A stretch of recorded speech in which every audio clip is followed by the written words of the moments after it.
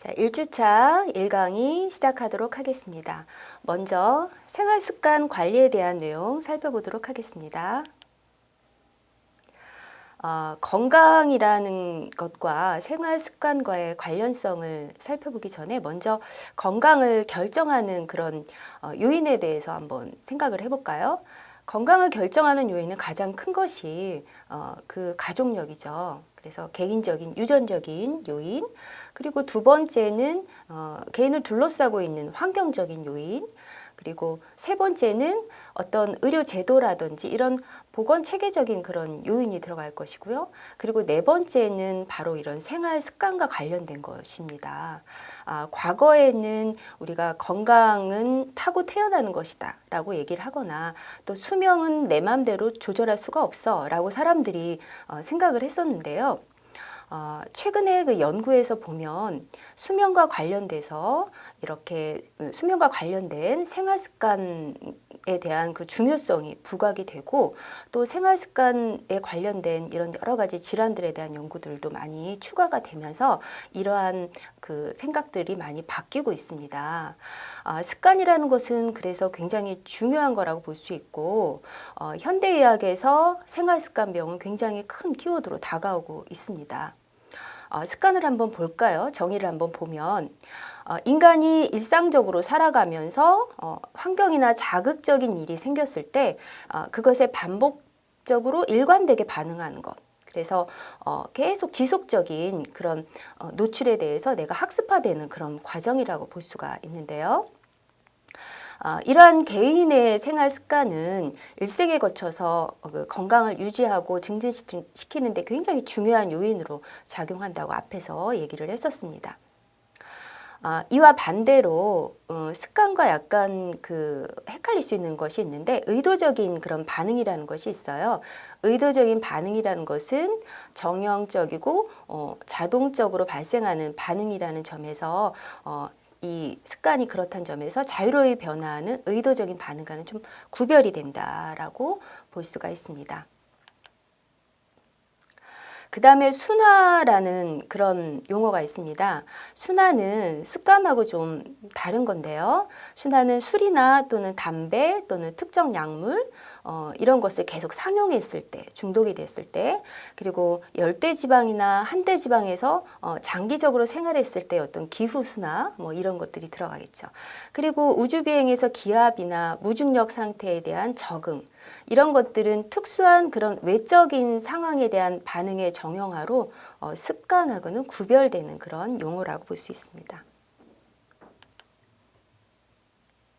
자, 이렇게 중요한 습관인데요. 이 습관 형성이 언제 하는 것이 좋을까요? 당연히 빨리 할수록 좋겠죠.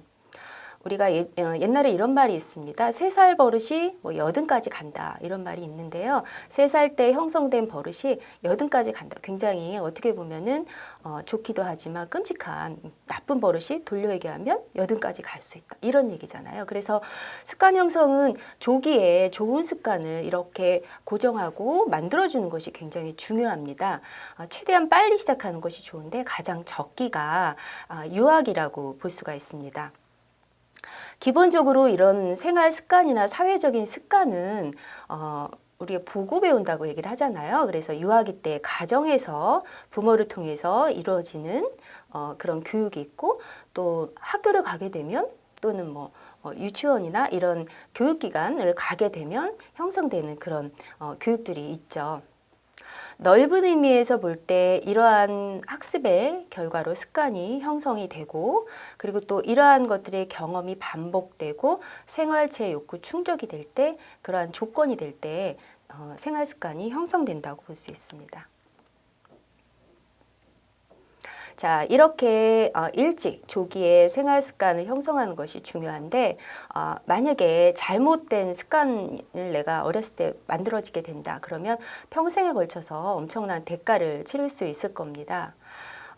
이 개인의 습관이나 버릇은 천차만별이죠. 그래서 자기가 처해져 있는 상황에 따라서 달라질 수가 있는데 이러한 습관을 어릴 때부터 올바르게 또 교육하고 가르쳐주고 그러면서 올바른 방향으로 생활 습관을 좋은 습관을 갖는다면 이후에 성인병이라든지 아니면 비만이나 건강을 유지하는 데 있어서 굉장히 중요한 그런 요인으로 작용을 할 건데요. 우리 어렸을 때 부모님들로부터 받는 그 밥상머리 교육이라고 있잖아요. 그래서 여러분 기억나시는 게 뭐가 있을지 모르겠지만 저 같은 경우에는 부모님께서 항상 밥을 꼭꼭 씹어 먹어라. 천천히 꼭꼭 씹어 먹어라. 라고 얘기를 하셨고, 그리고 또 밥만 먹지 말고 반찬을 골고루 먹어라. 라고 하는 그런 좋은 균형 잡힌 식생활을 할 수 있는 그런 좋은 식습관을 형성하게끔 교육을 해주셨고요.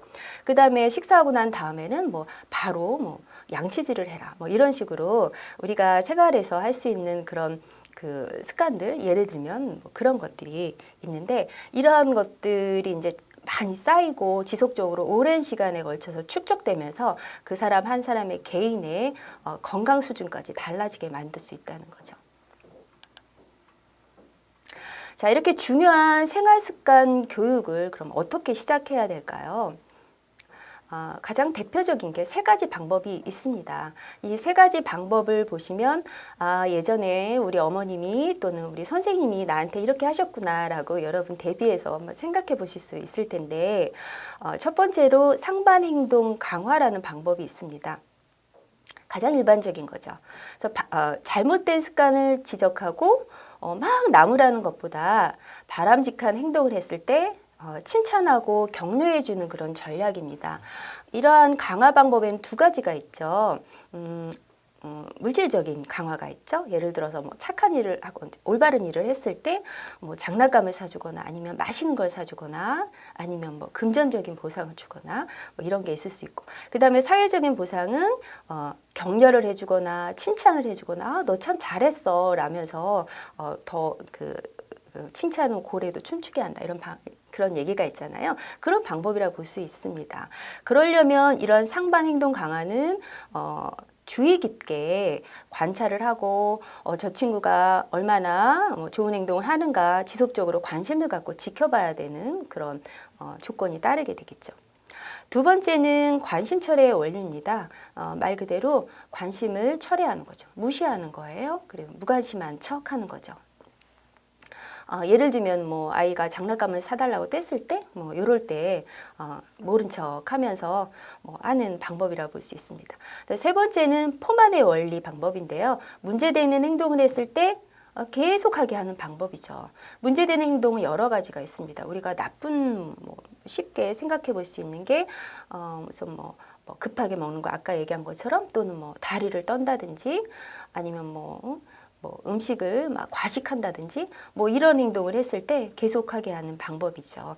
그래서 이런 세 가지 기본적인 생활 습관 교육이 이 세 가지 방법을 통해서 이루어질 수가 있겠습니다.